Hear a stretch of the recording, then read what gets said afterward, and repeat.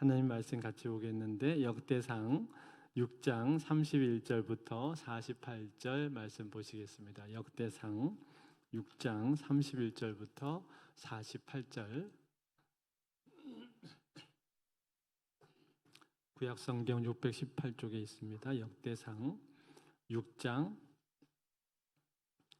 31절부터 48절까지의 말씀입니다. 한 절씩 교독해서 읽겠습니다. 언약궤가 평안을 얻었을 때 다윗이 여호와의 성전에서 찬송하는 직분을 맡긴 자들은 아래와 같았더라.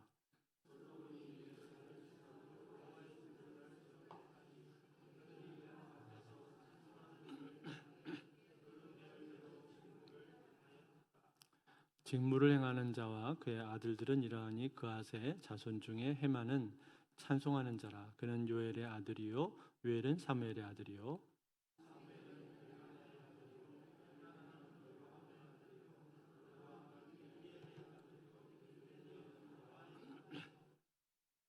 도아는 숲의 아들이요 숲은 엘가나의 아들이요 엘가나는 마앗의 아들이요 마앗은 아마스의 아들이요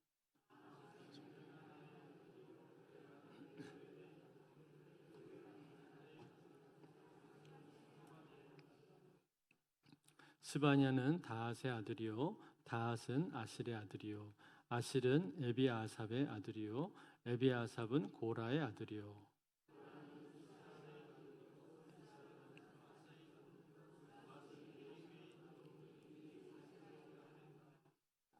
헤만의 형제 아삽은 헤만의 오른쪽에서 직무를 행하였으니 그는 베레가의 아들이요 베레가는 시므아의 아들이요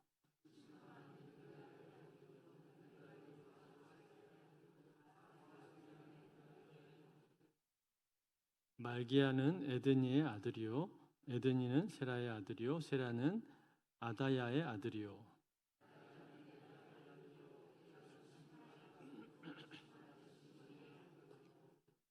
시므이는 야앗의 아들이요 야앗은 게르손의 아들이요 게르손은 레위의 아들이며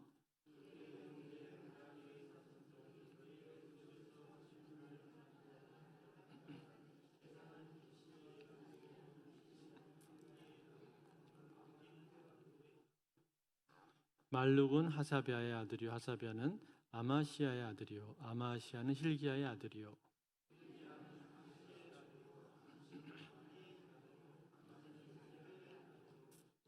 세멜은 말리의 아들이요 말리는 무시의 아들이요 무시는 무라리의 아들이요 무라리는 레위의 아들이며 그들의 형제 레위 사람들은 하나님의 집 장막의 모든 일을 맡았더라. 아멘.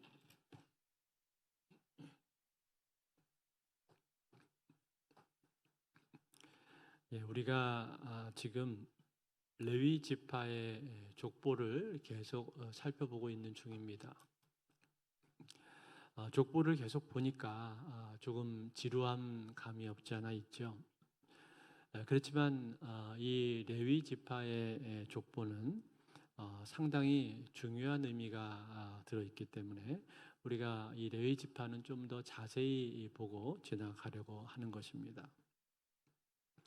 자, 레위 지파의 족보 중에서 제일 처음에 나왔던 사람들이 누구였습니까? 제일 처음 나온 사람들은 대제사장이었습니다. 1년에 한 번 대속죄일 날 지성소에 들어가서 백성의 죄를 대신해서 속죄를 하는 대제사장들입니다. 두 번째로 나온 사람들은 누구였는가? 제사장과 레위인들이었죠. 즉 성소와 성막에서 여러 가지 일들을 감당을 하는 사람들입니다.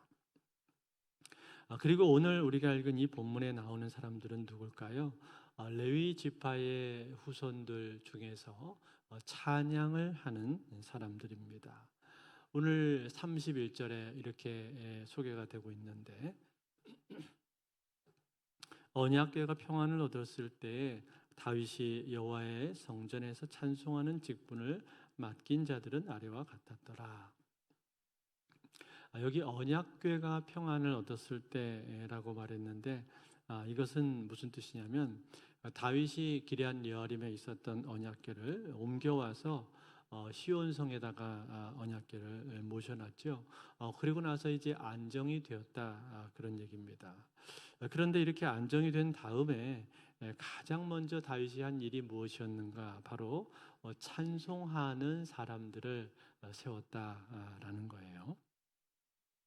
그래서 오늘 본문을 보게 되면은 이 찬양의 직분을 맡은 사람들의 이름이 쭉 나오고 있는데, 이 사람들은 다윗 시대 그리고 솔로몬 시대 찬양대로 활동을 했던 사람들입니다. 그런데 그 중에서도 대표적으로 오늘 본문을 잘 보게 되면 세 사람의 이름이, 세 명의 이름이 오늘 본문 가운데 부각이 되고 있구나 하는 것을 우리가 알 수가 있습니다. 누굴까요? 헤만과 아삽과 에단, 이 세 사람입니다. 제일 처음에 나오는 사람은 헤만인데, 이 헤만은 33절에 보면은 이 사람의 이름이 나오고 있습니다. 33절을 한번 같이 볼까요? 같이 한번 읽겠습니다. 시작. 직무를 행하는 자와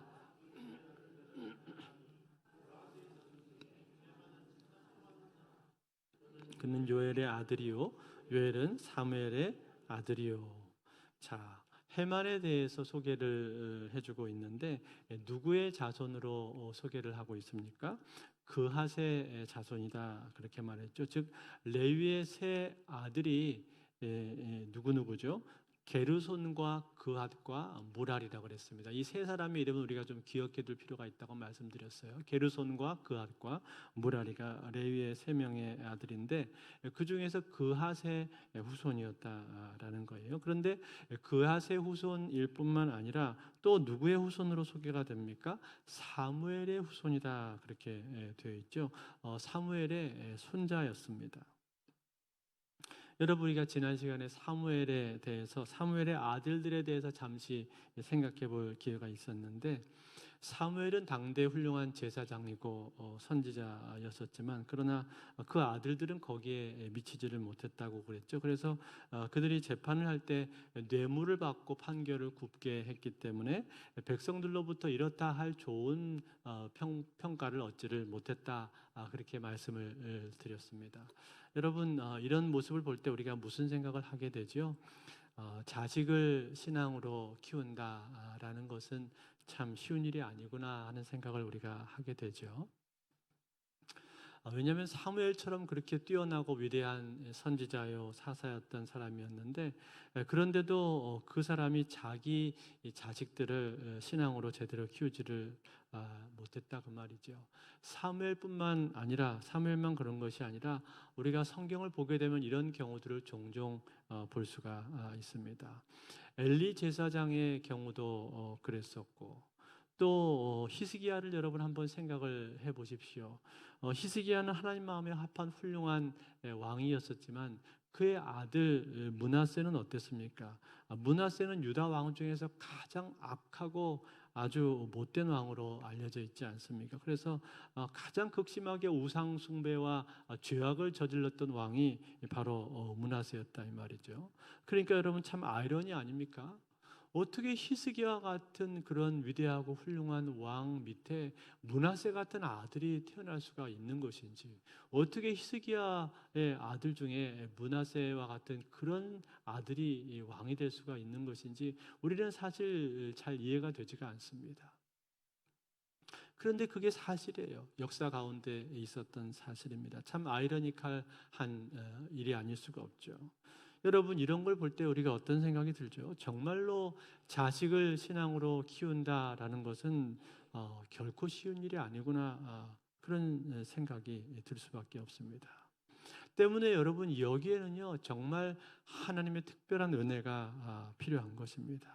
그래서 그만큼 우리가 자식을 위해서 많이 기도를 해야 되는 것이고 또 신앙적으로 자녀들에게 시험거리를 주지 않고 모범이 되기 위해서 그처럼 우리가 많이 노력을 해야 되는 거예요. 그렇게 해도 될똥말똥이기 때문에 늘 겸손하게 우리는 하나님 앞에 엎드릴 수밖에 없다라는 거예요. 그러니 여러분 자식을 낳은 부모, 자식을 가진 부모가 어떻게 기도를 하지 않고 살 수가 있겠습니까? 저는 그게 의아할 뿐입니다. 어떻게 기도를 하지 않고 살 수가 있지? 자녀가 있는데 자녀를 키우는데 어떻게 기도를 하지 않고 살아갈 수가 있지? 저는 그게 의아하고 그렇게 사라지는 모습을 볼 때 저는 그게 기적처럼 느껴져요. 그래서 저는 하루하루 기적을 맨날 보면서 살고 있는 것 같아요. 어떻게 자식을 두고 저렇게 기도를 안 하고 살 수가 있나? 그게 기적 아닙니까? 자, 그런데 여러분, 오늘 이 본문의 놀라운 점은 무엇입니까? 오늘 이 본문의 놀라운 점은 사무엘의 아들은 신앙이 시원치가 않았지만 그 아들의 아들, 즉 그 손자는 믿음이 좋았다는 사실이에요. 그래서 찬송하는 자로 그가 세워지게 되었습니다. 여기 찬송하는 자라는 말은 그냥 일반 찬양대원을 말하는 것이 아닙니다. 찬양 전체를 지휘하거나 주도하는 사람을 지금 말해주고 있는 거예요. 즉 찬양의 지도자이고 말하자면 성가 대장과 같은 사람이다라는 거예요. 성가 대장을 여러분 우리가 아무나 시키지는 않잖아요. 아주 믿음이 좋은 사람, 모범이 되는 사람을 뽑지 않습니까? 물론 음악적인 달란트도 있어야 되겠습니다만 무엇보다 그의 삶이 하나님 앞에 의롭고 아름다운 향기가 나는 그런 사람을 세우지 않겠습니까? 그래야 많은 사람들이 그 사람을 따르고 그 사람이 찬양을 인도하고 지도해 나갈 때 함께 은혜 가운데 찬양의 사역을 할 수 있는 것 아니겠어요? 이렇게 성가 대장으로 이 사람이 세워졌다라는 거예요. 그러니 여러분 사무엘이 볼 때 자기 아들은 그런 모습이었지만 자기 손자가 이 찬양 대장으로 세워지는 모습을 볼 때 얼마나 그 마음이 기뻤겠습니까? 아마 많이 뿌듯했을 거예요. 그 성가 대장이 누구라고요? 해만이라는 사람이었습니다. 그 해만에 대한 족보가 오늘 본문 가운데 6장 33절부터 38절까지가 해만에 대한 족보가 쭉 나오고 있는 거예요. 이게 첫 번째입니다. 그런가 하면 두 번째 사람은 누구죠? 아삽입니다. 아삽 39절에 나오는데 39절을 같이 한번 볼까요? 같이 한번 읽겠습니다. 시작. 해만의 형제 아삽은 해만의 오른쪽에서 직무를 행하였으니 그는 베레가의 아들이요 베레가는 시므아의 아들이요. 아삽은 해만의 형제라고 되어 있는데 이것은 친형제를 뜻하는 말이 아닙니다. 왜냐하면 아삽은 그앗 자손인데 반해서 해만은 그앗 자손인데 반해서 아삽은 43절에 나오고 있는 것처럼 게르손의 자손이기 때문에 그렇습니다. 그렇지만 같은 동족이기 때문에 같은 레위 지파이기 때문에 아마 친형제처럼 가깝게 그렇게 지냈던 것 같습니다. 이 아삽은 해만의 오른쪽에서 찬양을 맡은 찬양 대장이었다. 그렇게 기록이 되어 있죠. 그런데 여러분 이 아삽이 지은 시가 꽤 많습니다. 그가 지은 시가 시편에 많이 수록이 되어 있어요. 시편 50편을 비롯해서 시편 73편에서 83편까지가 총 12편에 해당되는 시가 시편에 수록이 되어 있습니다.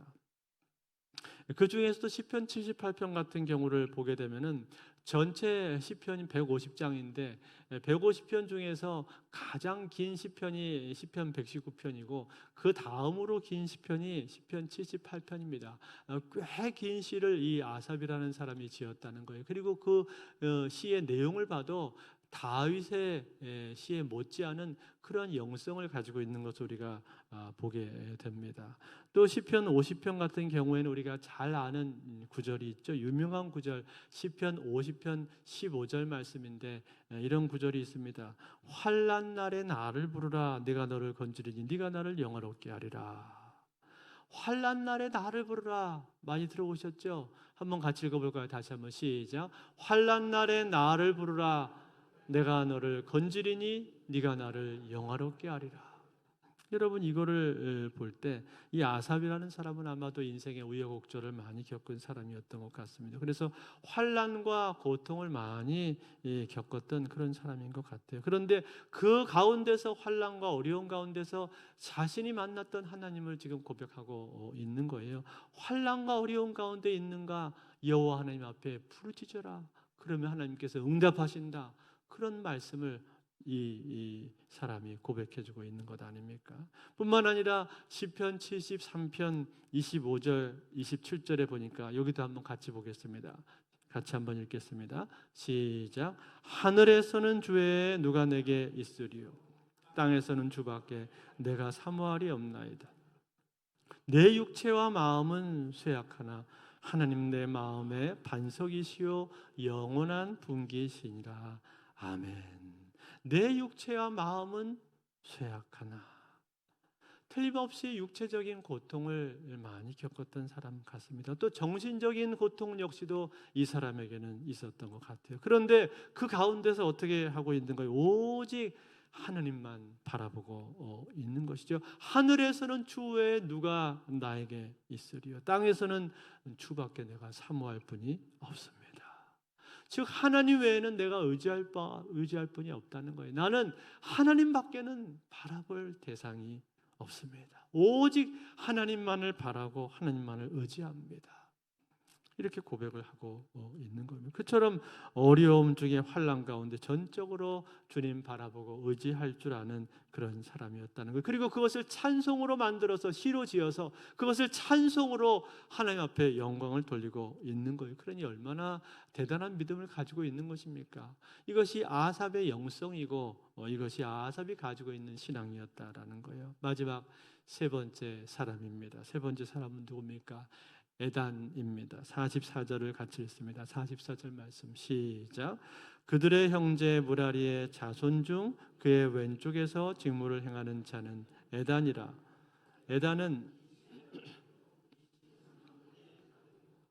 압디는 말룩의 아들이요.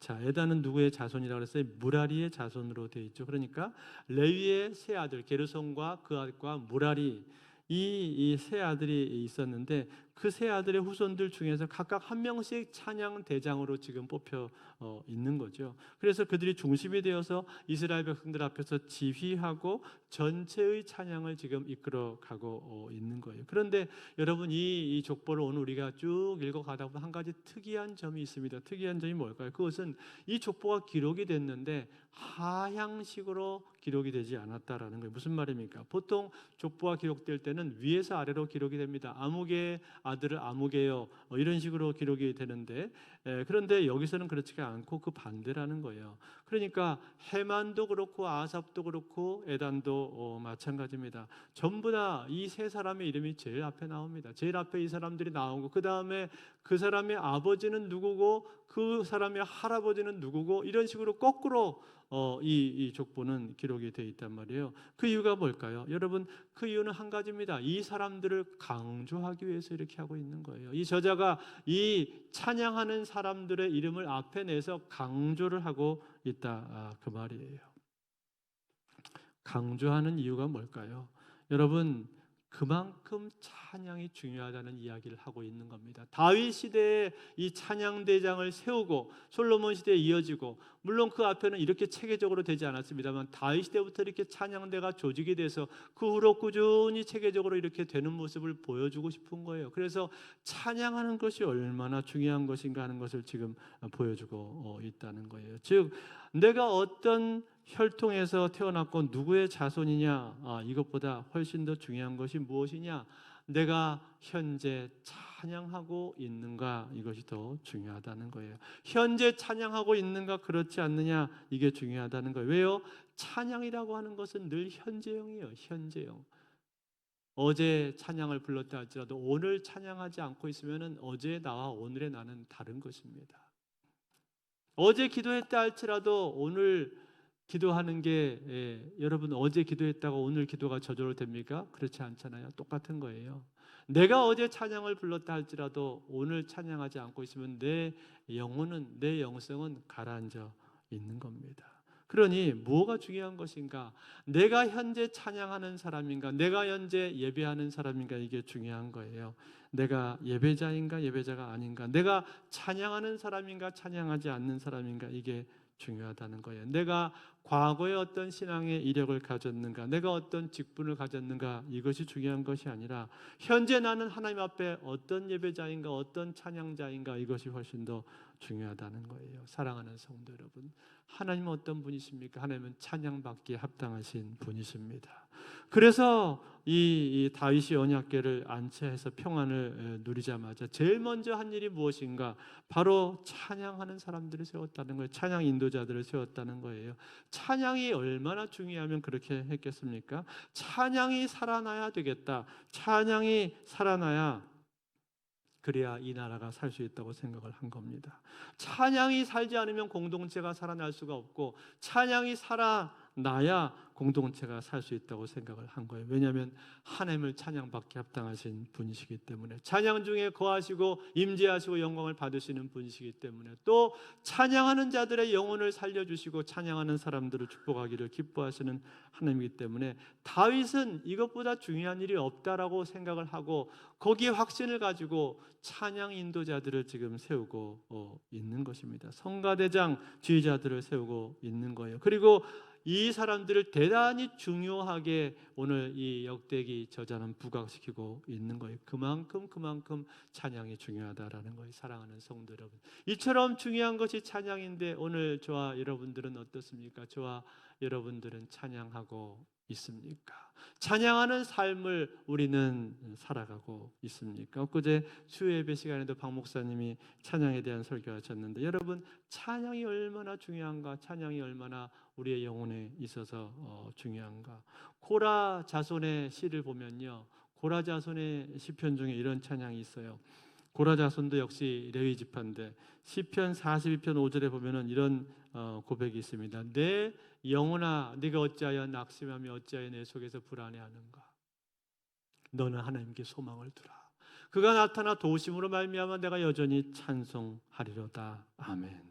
여러분, 지금 이 시에서 이 시인은요, 자기의 영혼을 향해서 명령하고 있는 거예요. 마치 투명 인간처럼, 마치 투명 인간이 되어서 자기 몸에서 빠져나간 또 다른 자아가 자기의 영혼을 쳐다보면서 자기의 영혼을 향해서 이렇게 말을 하고 있는 것과 같습니다. 야, 내 영혼아, 너 왜 낙심하고 있냐? 너 왜 절망하고 있냐? 너 왜 불안해하고 있냐? 너 하나님께 소망을 두어라. 너 하나님을 바라보고 하나님을 찬양해라, 찬송해라, 이러면서 또 다른 자아가 자기의 영혼을 향해서 지금 명령을 하고 있다는 거예요. 그러면서 찬양하라, 그렇게 명령을 하고 있는 거예요. 그 이유가 뭐예요? 하나님이 살아계시다는 겁니다. 하나님이 살아계시고 너를 사랑한다는 거예요. 그 하나님께서 살아서 너를 사랑하고 계신데 왜 불안해하는가? 왜 염려하는가? 찬양하라는 겁니다. 여러분, 우리 인생은 그냥 가만히 내버려 두면 저절로 찬양이 되는 것이 아닙니다. 그냥 내버려 두면은 우리가 입술에서 찬양이 나오기보다는 금방 우리는 불평거리, 원망거리, 걱정거리가 눈앞에 보이고 그런 부정적인 말들이 먼저 튀어나오게 돼 있어요. 그러니까 여러분, 찬양이 내 입에서 저절로 나오는 것이 아닌데, 찬양이 내 입에서 나오려면 어떻게 됩니까? 의도적으로 찬양을 해야 되는 겁니다. 내가 애써서 노력해서 찬양해야 되고 자꾸 의도적으로 생각을 해서 찬양을 하려고 노력을 해야 되는 거예요. 찬양이 내 입에서 나오지 않으면 어떻게 될까요? 그러면 영혼은 메마르고 죽습니다. 왜요? 우리는 찬양하기 위해서 태어났거든요. 찬양하는 존재로 지어졌거든요. 그게 사실이냐고요? 네, 사실입니다. 이사야서 43장 21절 말씀, 우리가 잘 아는 말씀이죠. 이 백성은 내가 나를 위하여 지었나니 나를 찬송하게 하려 함이니라. 아멘. 하나님께서 우리를 지을 때 찬양하는 존재로 지으셨다는 거예요. 그런데 그렇게 지으셨는데 찬송하지 않으니까, 찬양하지 않으니까 우리의 영혼이 어떻게 되겠습니까? 자꾸만 메마르고 자꾸만 죽게 되는 거예요. 부정적인 생각에 사로잡히고 근심, 걱정, 염려, 두려움에 사로잡히게 되고, 그러니까 자꾸 영혼은 죽는 거예요. 뇌세포도 죽습니다.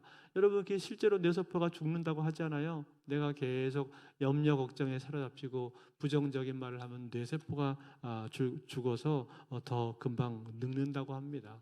그러니까 내가 찬양하는 것이 얼마나 중요한 거예요. 그러면서 내가 찬양하지 않으면 내 영혼은 계속 가라앉고 침체될 수밖에 없는 거예요. 그런데 여러분, 더 큰 문제가 있어요. 더 큰 문제는 뭔지 아세요? 그러한 나, 찬양하지 않는 나, 그러한 나를 노리는 존재가 있다는 거예요. 노리는 존재가 누굽니까? 마귀입니다. 마귀. 즉 찬양하지 않는 영혼은 마귀의 공격을 쉽게 받게 돼 있는 거예요. 마귀가 제일 무서워하는 게 뭐예요? 찬양과 기도인데, 찬양하지 않으니까 마귀가 쉽게 들어온다 이 말이에요. 마치 집안에서 소리가 나면 소리 나는 집은 도둑이 들어오지를 못합니다. 아, 집안에 사람들이 있나 보구나 하고 들어오지를 못하는데, 어떤 집에 도둑이 들어오는 거예요? 소리 나지 않는 집에 도둑이 들어오는 거예요. 조용한 집, 적막한 집에는 아하, 여기는 사람이 없구나, 그러면서 들어오는 거고, 어라, 있어도 없는 것 같은 인생이네, 저런 건 내 밥이지, 그러면서 금방 마귀가 들어오는 거예요. 그리고 마귀에게 붙들리면 어떻게 됩니까? 시험에 빠지게 되는 거예요. 그래서 요한복음 10장 10절에서는 예수님이 뭐라고 말씀하셨습니까? 도둑이 오는 것은 도둑질하고 죽이고 멸망시키려는 것뿐이요, 내가 온 것은 양으로 생명을 얻게 하고 더 풍성히 얻게 하려는 것이라. 아멘. 여기 나오는 도둑이 누구예요? 도둑이 마귀란 말이에요. 마귀는 우리를 멸망시키고 죽이려고 한다는 것 때문에 마귀를 이길 수 있는 가장 좋은 길이 뭡니까? 찬양하는 것인 줄로 믿습니다. 찬양할 때 우리가 마귀를 이길 수가 있어요. 제가 이사신방을 가면은, 이사신방 가서 예배 드릴 때 찬송을 한 곡만 부르지를 않습니다. 한 두세 곡을 내리 부르든지 여러 곡을 불러요. 이유가 뭔지 아세요? 마귀를 못 들어오게 하려고 그러는 거예요. 실제로 그렇게 하는 겁니다. 하나님의 주권, 이 집은 하나님의 집이다. 네가 넘볼 수 있는 집이 아니고 하나님이 계시고 하나님이 다스리시고 하나님이 영광 받는 집이다라는 걸 선포하는 겁니다.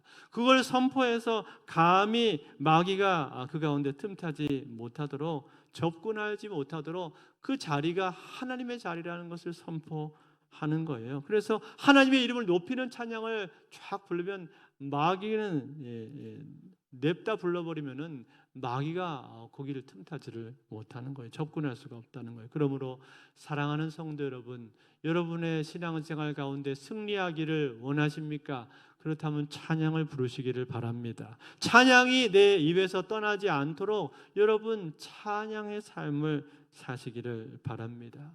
입이 잘 열리지 않으십니까? 그러면은 여러분 그래도 입을 열어서 찬양하시고 그래도 금방 안 열린다, 그러면은 찬양을 들으십시오. 요즘은 얼마나 좋은 시대에 삽니까? 우리가 유튜브를 키기만 하면 거기에 찬양이 쏟아져 나오는 그런 시대로 우리가 살고 있잖아요. 제가 아침에 눈 뜨자마자 제일 처음으로 하는 일이 뭔지 아세요? 저는 무조건 제 핸드폰에 눈 뜨자마자 일단 유튜브에 찬양을 킵니다. 그래서 이제 화장실로 들어가자마자 이제 거기서 딱 키고 뭐 양치를 하든 뭘 하든 시작을 하는데, 제가 주로 듣는 거는 송경민 그 목사님 그거 세트로 나온 거 그거 듣는데, 그거를 이제 그걸 꼭 들어야 된다는 소리가 아니고, 여러분이 좋아하시는 거 들으면 되는데 그거는 제가 좋아하는 거예요. 그리고 광고가 하나도 안 나오니까 이제 그거를 주로 듣는데, 그걸 틀어놓고 양치하고 머리 감고 하면은 그게 내가 입으로 부르지 않아도요, 참 놀랍게도 그 찬양이 제 영혼을 깨운단 말이에요. 영혼을 깨우고, 그리고 나서 교회 와서 찬송가 하나 같이 부르고 기도하고 그러면은 영혼이 살 수밖에 없는 것 아닙니까? 여러분, 마귀가 틈을 타기가 어려운 거예요. 왜냐하면 계속 찬양을 부르고 내 입술에서 기도가 나오니까 마귀가 들어올 수 없는 겁니다. 그러한 찬양하는 인생 가운데, 찬양하는 삶 가운데 예수님의 이름으로 우리가 찬양하면 마귀는 떠나가고 우리의 삶은 반드시 승리하게 될 줄로 믿습니다. 그러므로 사랑하는 성도 여러분, 이처럼 귀한 찬양, 이처럼 중요한 찬양을 우리 삶 가운데 하나님께서 선물로 주신 것을 감사하며 우리의 하루하루의 삶이 날마다 찬양으로 승리하는 우리 모두가 다 되실 수 있기를 주의 이름으로 축원드립니다.